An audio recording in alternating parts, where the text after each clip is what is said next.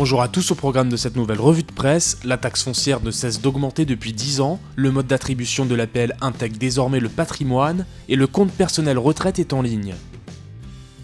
La taxe foncière explose. Entre 2010 et 2015, elle a augmenté de 14,70% en moyenne, souligne lemonde.fr, soit 3 fois plus vite que l'inflation sur cette période. Ces augmentations successives ne sont pas sans conséquences. Pour les propriétaires bailleurs par exemple, la taxe foncière peut représenter désormais jusqu'à 3 mois de loyer. Quant aux propriétaires occupants qui supportent en plus la taxe d'habitation, ils seraient nombreux à se demander s'ils n'ont pas intérêt de vendre pour devenir locataires, explique Votre Argent.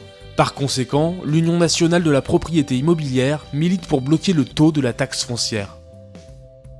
Bouleversement pour l'APL. Depuis le 1er octobre, le patrimoine mobilier, financier et immobilier est pris en compte dans le calcul de l'aide personnalisée au logement, apprend-on sur la tribune.fr. Ce nouveau mode de calcul controversé, annoncé par le gouvernement en septembre, concerne les personnes dont le patrimoine pèse plus de 30 000 euros. Ce seuil dépassé, les aides seront progressivement réduites pour les allocataires. Mais certaines associations jugent cette limite trop basse, peut-on lire sur rtl.fr. Elles estiment qu'au moins 650 000 foyers seront directement touchés par cette disposition. Avec cette réforme du mode de calcul, le gouvernement souhaite réaliser une économie budgétaire de 300 millions d'euros.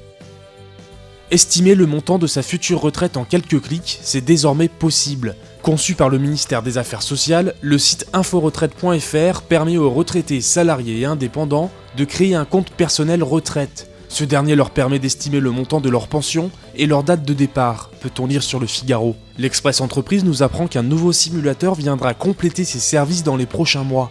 Il devrait permettre aux usagers de déterminer les modalités de leur fin de carrière. C'est tout pour cette nouvelle revue de presse, on se retrouve très vite pour un nouveau point sur l'actualité des finances.